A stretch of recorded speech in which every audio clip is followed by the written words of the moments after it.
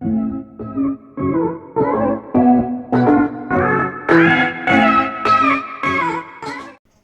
again, welcome back to your very own station of economics. It's economics time. Hi dear students, my name is Sandeep and I hope you all are doing well. जैसे कि आप सभी को पता है कि इससे previous lecture में जहां हमने डिस्कस करा था प्राइवेट इनकम, और बिना प्राइवेट इनकम के हम पर्सनल डिस्पोजेबल इनकम नहीं निकाल सकते।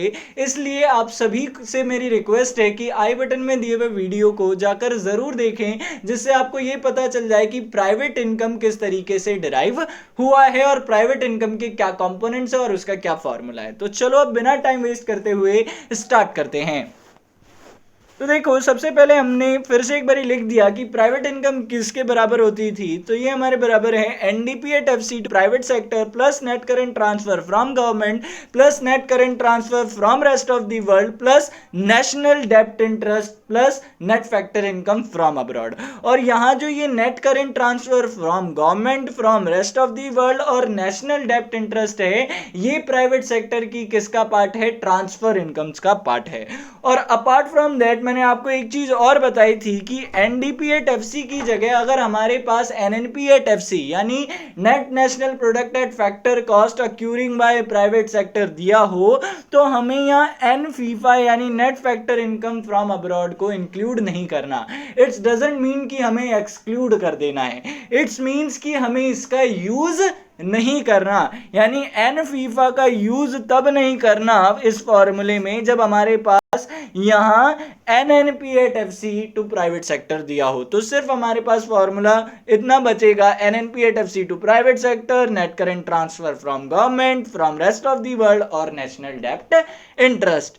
क्लियर है? तो ये था हमारा प्राइवेट इनकम। अब देखो, हमें चाहिए पर्सनल डिस्पोजेबल इनकम। तो पर्सनल डिस्पोजेबल इनकम का मतलब है वो इनकम जो हाउस होल्ड्स खर्च कर सकते हैं या फिर जो चाहते हैं उसके साथ वो कर सकते हैं। तो हमें हाउस होल्ड्स की तो इनकम निकालनी पड़ेगी ना पहले, कि हाउस होल्ड्स की इनकम कितनी है। ठीक है, तो प्राइवेट इनकम तो ये दिखाता है कि हमारे एक कंपनी या हमारे बिजनेस ने कितना प्रॉफिट अर्न करा है या कितना इनकम अर्न करा है, ये प्राइवेट इनकम है। ठीक है, लेकिन अपार्ट फ्रॉम दैट कि हमारा पर्सनल इनकम क्या होता है, ये दिखाता है कि उसमें से हमारे एम्प्लॉय की या एम्प्लॉयर्स की कितनी इनकम है। ठीक है, ये डिनोट करता है हमारा पर्सनल इनकम। ठीक है, बिजनेस की अलग इनकम है, बिजनेस से हटा करके फिर आपके पास कुछ और इनकम आती है जिसको हम पर्सनल इनकम कहते हैं। देखो कैसे आती है वो।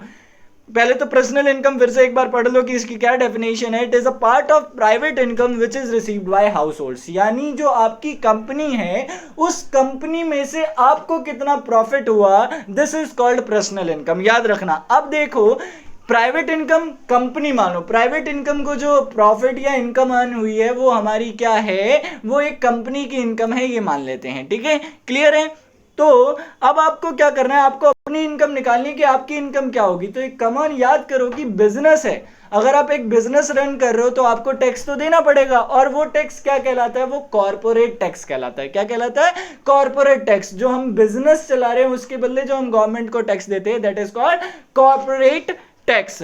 तो आपके प्राइवेट इनकम यानी आपकी कंपनी के इनकम में से कॉर्पोरेट टैक्स निकाल दोगे तो आपको पता चलेगा आपके पास कितनी रहेगी।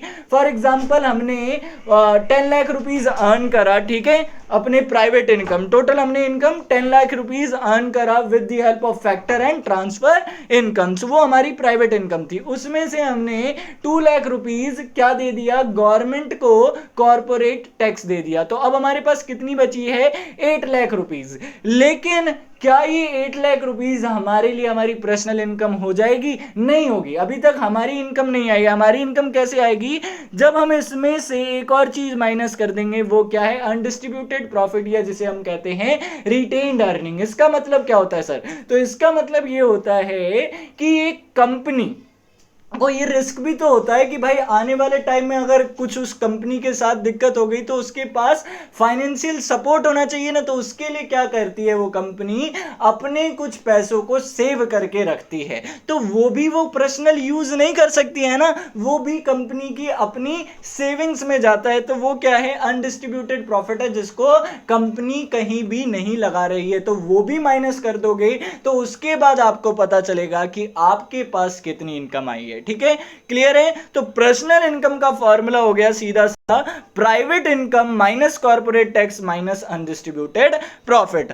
अब हमें पर्सनल डिस्पोजेबल इनकम, तो पर्सनल डिस्पोजेबल इनकम सिर्फ इतना होता है कि वो इनकम, जितनी भी आपके पास इनकम आ गई, देखो कंपनी से अब आपके पास इनकम आ गई, अब आपके पास जो इनकम आई है उसका आप जो भी करना चाहते हो वो करोगे। उस इनकम को हम नाम देते हैं पर्सनल डिस्पोजेबल इनकम। तो वो इनकम कैसे निकलेगी, तो वो इनकम निकलेगी, देखो अब आपके पास इनकम आई तो अब आपको भी इनकम टैक्स पेड करना पड़ेगा। कम ऑन, आपको भी इनकम टैक्स पेड करना पड़ेगा। तो आप पेड करते हो डायरेक्ट टैक्स।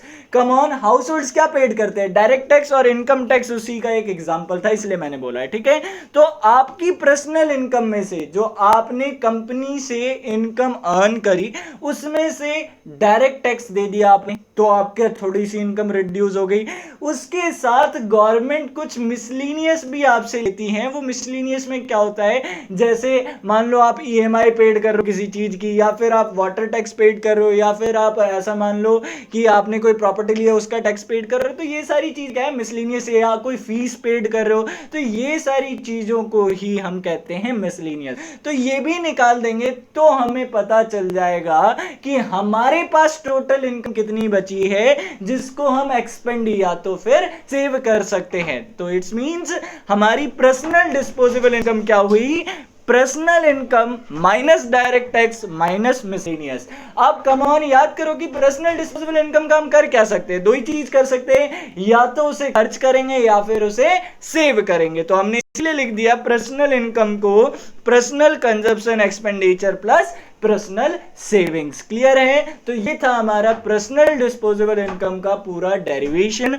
होप आपको समझ में आ गया हो। अगर अभी भी आपको इससे रिलेटेड कोई डाउट हो तो प्लीज हमें कमेंट सेक्शन में लिखकर जरूर बताएं। और अगर अभी तक हमारी वीडियो को देख रहे हो तो प्लीज लाइक करें और शेयर करें, और अभी तक हमारे चैनल को सब्सक्राइब नहीं किया है तो प्लीज सब्सक्राइब कर दे, और साथ में दिए हुए बेल आइकन को भी जरूर